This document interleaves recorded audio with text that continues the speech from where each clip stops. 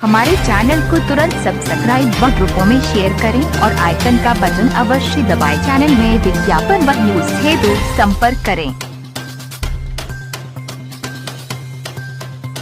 अखिल भारतीय क्षत्रिय कल्याण परिषद द्वारा राष्ट्रीय अधिवेशन प्रतिनिधि सम्मेलन एवं सम्मान समारोह कार्यक्रम आयोजित किया गया। कार्यक्रम की अध्यक्षता A K. Singh Rathore retired IAS एवं राष्ट्रीय महासचिव रमेश सिंह में की मंच संचालन प्रदेश अध्यक्ष युवा देवेंद्र प्रताप सिंह द्वारा किया गया। इस अवसर पर भारत सहित अलग अलग राज्य प्रदेश व जिलों से पदाधिकारीगण शामिल हुए। कार्यक्रम में रिटायर्ड बीजेपी संस्थापक सदस्य राष्ट्रीय अध्यक्ष यशपाल सिंह, गंगा सिंह चौहान पूर्व विधायक RP Singh, retired IG Awadhesh Singh संस्थापक सदस्य राष्ट्रीय उपाध्यक्ष रमेश सिंह संस्थापक सदस्य राष्ट्रीय महासचिव A K. Singh Rathore retired IAS संस्थापक सदस्य राष्ट्रीय महासचिव सुधा सिंह संस्थापक सदस्य राष्ट्रीय कोषाध्यक्ष ब्रिजमोहन सिंह ट्रस्टी राष्ट्रीय महासचिव राजीव चौहान राष्ट्रीय सचिव राजवर्धन राजू सुधा सिंह लता सिंह पीके सिंह अनूप सिंह पी सिंह रीता सिंह अनीता कुट्टी के अलावा परिषद के पदाधिकारी एवं सदस्य गण कार्यक्रम में प्रमुख तौर पर रहे। शामिल राष्ट्रीय अध्यक्ष यशपाल सिंह ने 9 मई 2022 को अयोध्या में होने वाले कार्यक्रम के बारे में विस्तृत जानकारी देते हुए पदाधिकारियों से कहा, बड़ी संख्या में शामिल होकर समाज की एकता का बल दे और समाज से जुड़े लोगों को एक दूसरे की मदद करें। सामाजिक चर्चा भी की। उनकी समस्याओं एवं मांगों पर वक्ताओं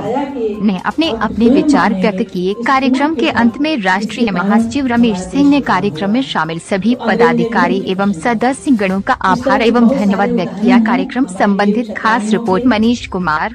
हमारे समाज में और सम्रांत लोगों की मीटिंग करती है, उनसे मिलती है और अब तो थाना डे और सब कुछ होता है। आप अपनी परेशानी कहिए और खुद अपने आप जाइए, किसी के भरोसे नहीं और ना किसी की बात सुनिए।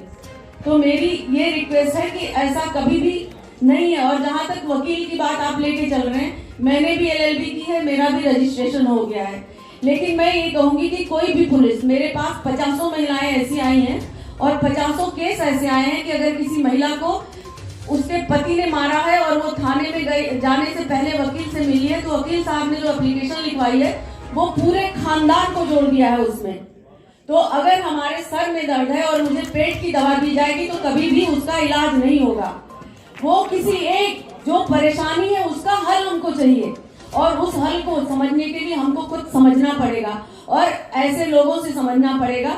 इसलिए आप प्लीज, उससे पहले आपके यहाँ सोशल NGOs होंगे और भी लोग होंगे जो समाज सेवी होंगे, जैसे अभी अयोध्या से भाई साहब को 200 तक लोग जाकर के वहाँ निवास, भजन, भोजन सारी व्यवस्था निःशुल्क प्राप्त करते हैं। इसलिए आप बधाई के पात्र हैं। आपके लिए जोरदार तालियों से स्वागत। अभिनंदन बड़े भैया के सिंह जी।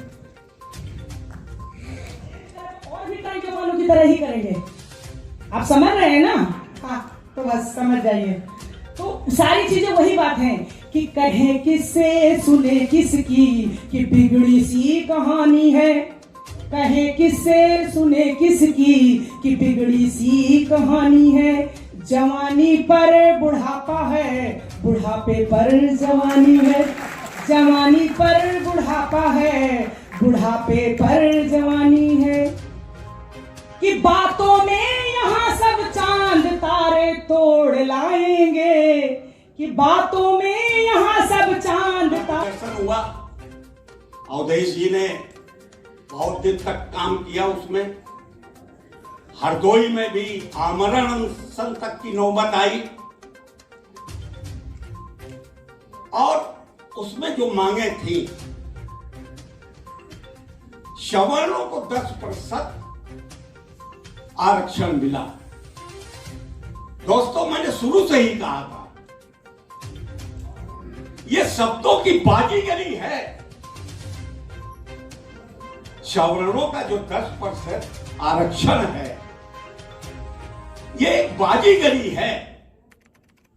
तो ये बाजीगरी अब नहीं चलने वाली है। ये तय हुआ था कि हम दोबारा संघर्ष करेंगे। संयोग है कि कोरोना की वजह से पहली मीटिंग अब हो रही है, लेकिन वो हमारा जो एजेंडा पारित हुआ था, हमें उस एजेंडा के आधार पर आगे बढ़ना पड़ेगा।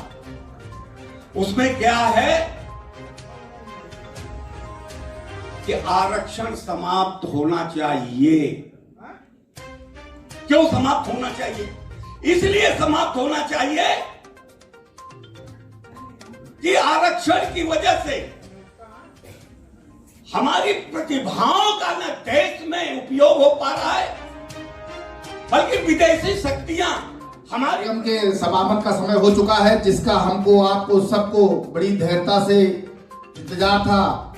परिषद के परम आदरणीय राष्ट्रीय अध्यक्ष जी, जिनको सुनने के लिए, जिनको समझने के लिए और इस परिषद के महत्व को जानने के लिए काफी समय से आप सभी लोग इस सभागार में बैठे हुए हैं, ऐसे परम आदरणीय श्रद्धेय श्री यशपाल सिंह जी को मैं सादर इस मंच पर आमंत्रित करता हूं कि आप आए और अपने सुंदर विचारों से इस पूरे परिषद को आशीर्वचन प्रदान करें। और खेत बेच बेच करके हमारी स्थिति कितनी भयंकर होती जाए, तो हमें इन सब चीजों पे थोड़ा गंभीरता से विचार करना चाहिए। समाज शास्त्र में कहा जाता है कि society is a dynamic culture, मतलब समाज जो है चलायमान है। समय के साथ सामाजिक मान्यताएं बदलती रहती हैं। आज से 500 साल पहले युद्ध, वीरता, तलवार, भाले, इसकी इंपॉर्टेंस थी। आज भी थोड़ी बहुत है, लेकिन आज का युग जो है तो स्थापित, तो हमें अपनी शिक्षा, अपनी आर्थिक स्थिति, लड़कियों की शिक्षा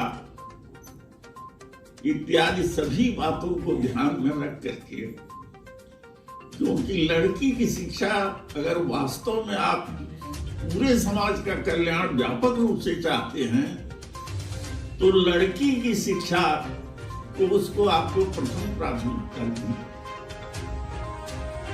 क्योंकि वो बहू बन के एक परिवार में जाएगी। अगर वो शिक्षित है, उसके विचार, भावनाएं, आचरण, हर चीज ठीक है, तो उस परिवार को स्वर्ग बना देगी और कहां से कहां पहुंचेगी।